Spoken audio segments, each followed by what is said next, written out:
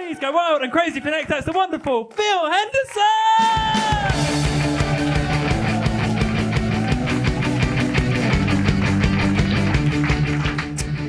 So my name is Phil. I'm from Newcastle originally. You probably all know that the football team in Newcastle has recently been bought by the Crown Prince of Saudi Arabia. Now, a lot of people object to this on political or moral grounds. Personally, I think it's a good thing. I've been saying for a long time that we could do with a big shake-up there. And if you didn't enjoy that tenuous wordplay, you got along 5 minutes ahead of you. But I don't live in Newcastle anymore. I moved out of London and I live next to one of these tube stations where they blast out classical music very loudly at night. And I found out apparently the reason they do this at some tube stations is to prevent violent crime. And I also found out that that doesn't work. But what it does do, I found, is when you're getting the shit kicked out of you, it's wonderfully cinematic. It's lovely. It's like being in a Kubrick film. It's nice.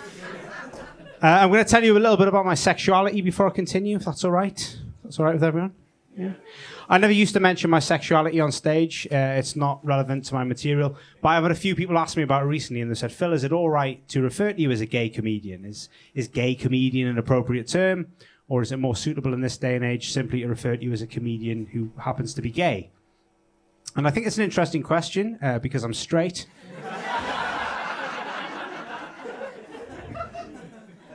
I keep asking.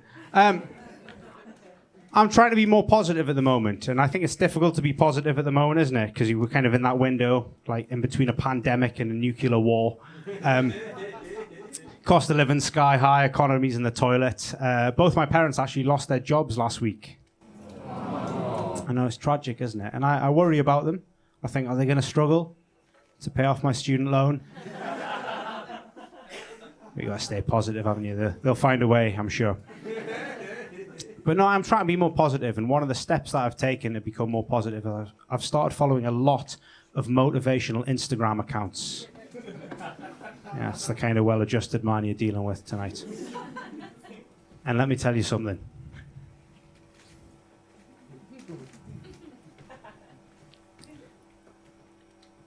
You're enough.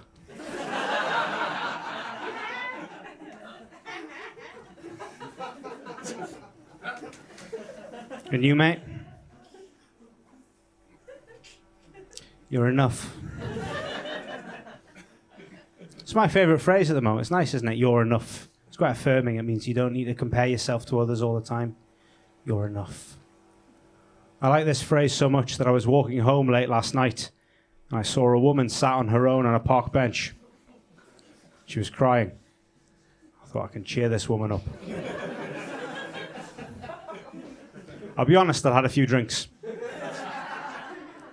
And I couldn't remember the phrase exactly. But I knew the gist of it, you know. Anyway, I walked up to her and I said, "You'll do."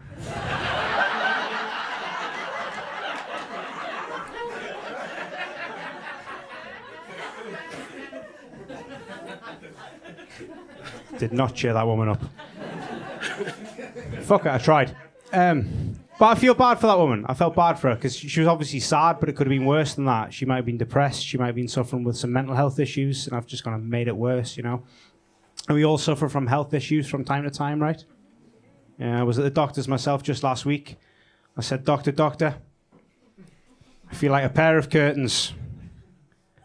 Mainly because I feel like I'm responsible for a lot of darkness in people's lives. And I also think I'll be found hanging in my bedroom one day. And he said, pull yourself together. Because that's the level of mental health care that we get on the NHS, isn't it? To be fair to that doctor, he did run some additional tests. I got my test results back this morning. Very sorry to tell you all, I've actually been diagnosed with the big C, dyslexia.